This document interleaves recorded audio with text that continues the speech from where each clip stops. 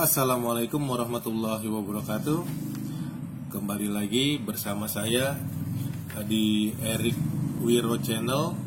Saya akan membuat sebuah tutorial video untuk mengobati penyakit keputihan atau pektai yang sering dialami oleh wanita dengan cara pengobatan pijat refleksi yang ada di kaki.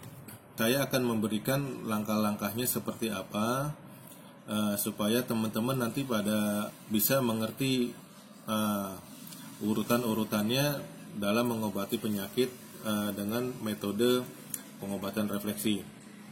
Nah, sebelum kita melangkah ke tutorial videonya, silahkan like, komen, dan subscribe dan share video-video saya agar channel ini juga makin berkembang ke depannya.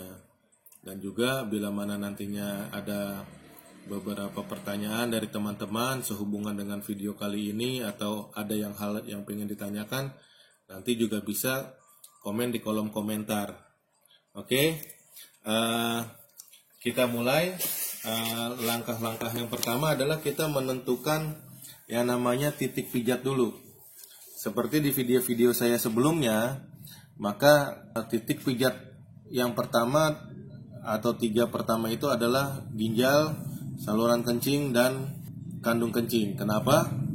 Karena 3 titik itu nanti pada saat setelah kita melakukan pemijatan, maka titik-titik tersebut akan mengalirkan atau mengeluarkan secara detoksifikasi racun-racun dan penyumbatan-penyumbatan, kotoran-kotoran yang menyumbat di daerah-daerah organ tubuh kita.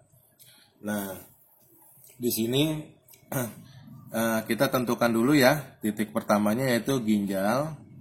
Nah, titik ginjal ini seperti saya bilang, ini adanya dia sejajar dengan antara jari tengah dengan jari telunjuk. Dia posisinya ada di sini. Jadi kalau kita lihat, kita raba begini nih. Nah, ini ada tulang nih. Nah, tulang kita sejajarkan begini. Nah, dia adanya di atas 1 jari. Nah, kita putar begini. Nah, dia adanya di sini, sekitar sini. Dan dia sejajar dengan ini ya. Jadi antara jari tengah dengan jari telunjuk. Nah, kita kira-kira aja. Nah, sekitar sini. Ini adalah ginjal. Nah, untuk menentukan titik kedua, fungsinya itu saluran kencing. Kita begini aja gampang. Ya, 3 titik jari begini aja. Nah, dia ini sejajar dengan yang tadi saya bilang tulang ini yang ada di sini. Sekitar sini titiknya. Ini sebenarnya panjang nih, dari sini ke sini nih dia. Dari sini ke sini sampai ke kandung kencing. Kandung kencing. Ini. Gitu ya. Nah, 3 titik ini kita pijat dulu nantinya. Nah, karena ini berkaitan dengan daerah organ intim wanita, maka sebelum kita ke titik tersebut, yang harus kita lakukan adalah kita memijat titik di sini. Titik yang namanya kelenjar bawah otak. Karena ini ada kaitannya dengan hormon yang ada di organ intim ya. Nah, dia mengatur sistem yang ada di situ. Letaknya nih di sisi sebelah luar nih ya, dekat luar ya. Nah, di sini di tengah-tengah nih. Ya, ini kelenjar bawah otak. Ya. Terus kemudian setelah itu kita pencet apa? Rahim. Karena ini kan berkaitannya dengan rahim juga. Nah, maka kita pencet daerah sini. Jadi ini kalau di sini nih ada cekungan ya. Nah, ini kan ada tulang nih ya. Ini kan tulang tungging, tulang ekor ya. Nah, sini nih. Antara ini dengan ini, nah ini ada cekungan di sini. Nah, ini sekitar sini.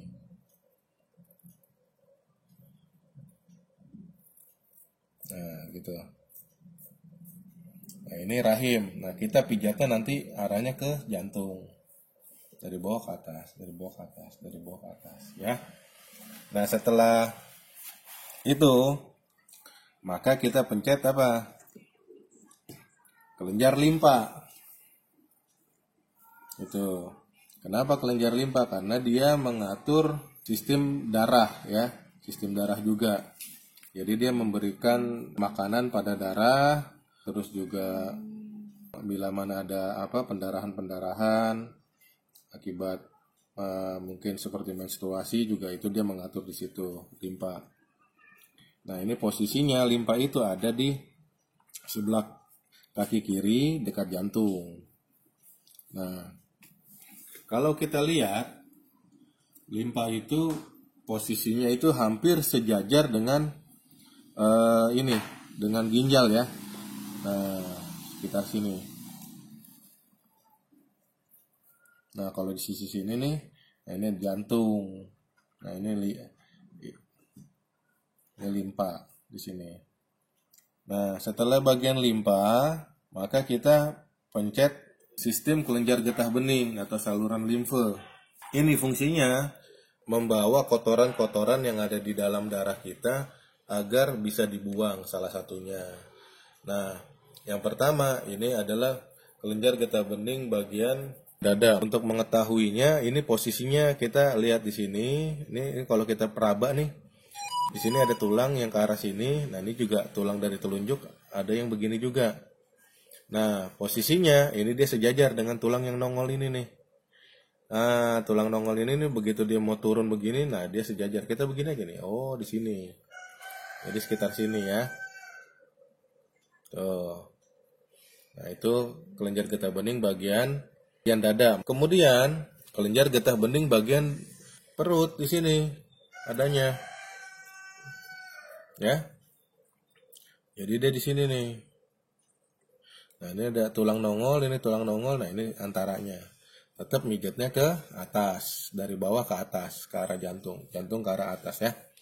Terus juga kelenjar getah bening bagian atas.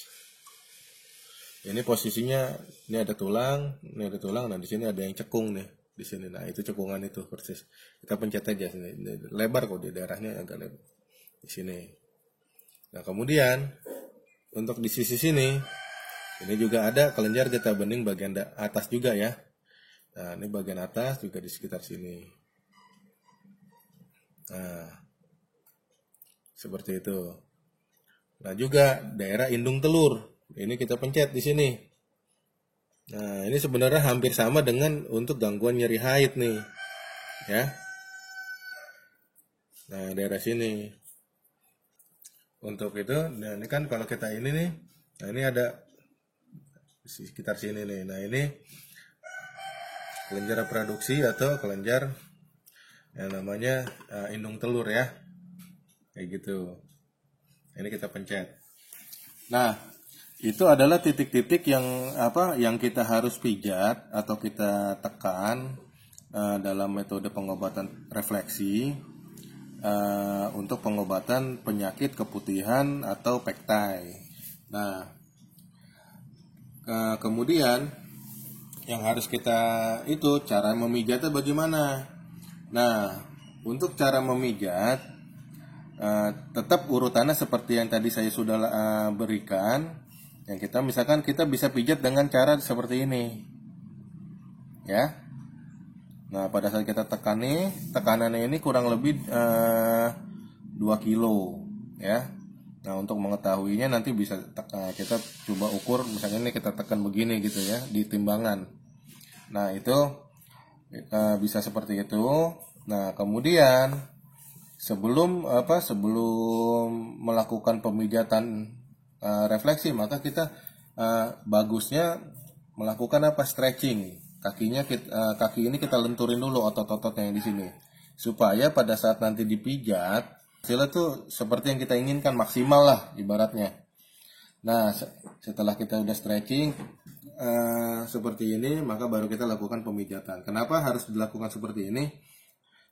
Begini, kadang-kadang kita menemukan telapak kaki orang itu keras kakinya, kaku, ya.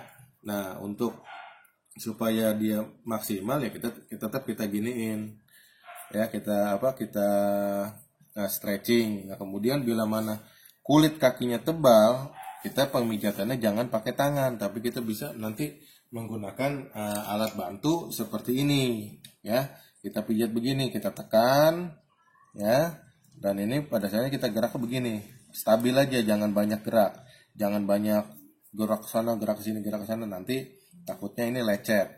Nah, untuk mengurangi lecet juga pada saat pemijatan lakukan dibalurkan hand body lotion. Kenapa harus pakai hand body lotion? Supaya tidak lecet. Bisa juga menggunakan minyak urut, minyak kelapa, atau olive oil. Ya, terserah aja seadanya yang kita punya di rumah lah, gitu ya. Nah, kemudian setelah itu kita pijat masing-masing titik-titik ini ya, kurang lebih 5-10 menit.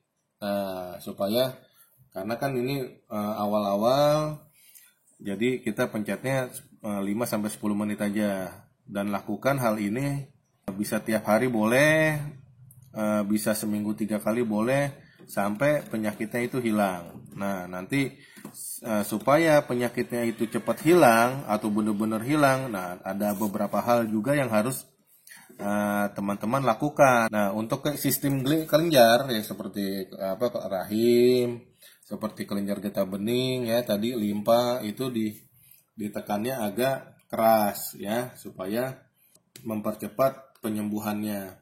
Nah, untuk titik-titik refleksinya, baik yang di kaki kiri maupun yang di kaki kanan sama.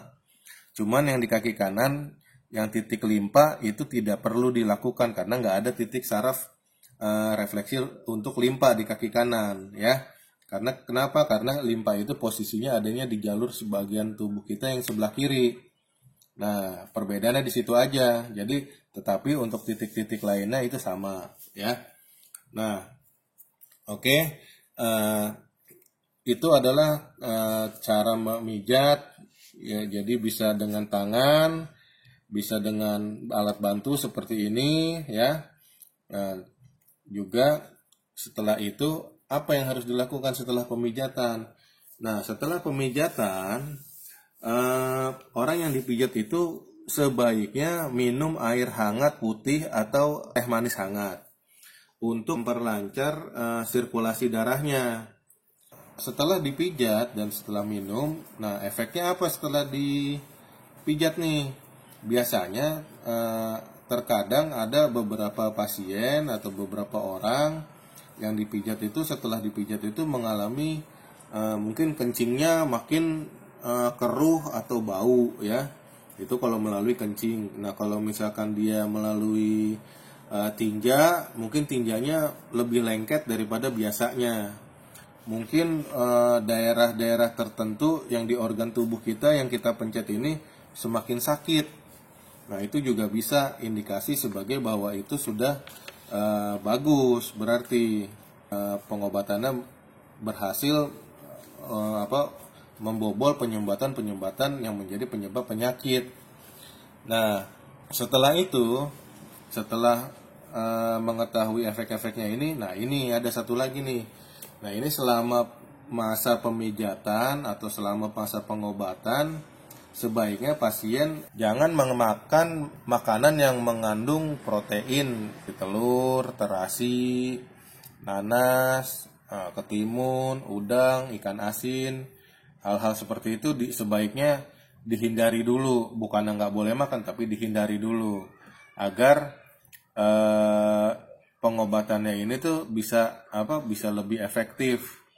Nah, masa pengobatannya ini tergantung masing-masing dari sistem tubuh teman-teman. Antara satu dengan yang lainnya itu bisa berbeda, tetapi bila mana hal tersebut dilakukan sudah bisa dipastikan insya Allah penyakit itu insya Allah bisa sembuh ya. Oke teman-teman, sebelum saya tutup, saya terima kasih telah menonton video tutorial bagaimana mengobati penyakit keputihan atau pektai dengan metode pengobatan pijat refleksi di kaki. Mudah-mudahan video saya ini bisa bermanfaat bagi teman-teman yang membutuhkan, dan juga jangan lupa untuk menekan tombol subscribe, like, dan komen dan share-nya agar channel ini makin berkembang ke depannya. Dan bila mana ada teman-teman ingin bertanya, bisa menanyakan hal-hal yang mengenai video ini, tutorial video ini di kolom komentar. Oke, sampai jumpa lagi di video berikutnya. Salam sehat untuk semuanya. Wassalamualaikum warahmatullahi wabarakatuh.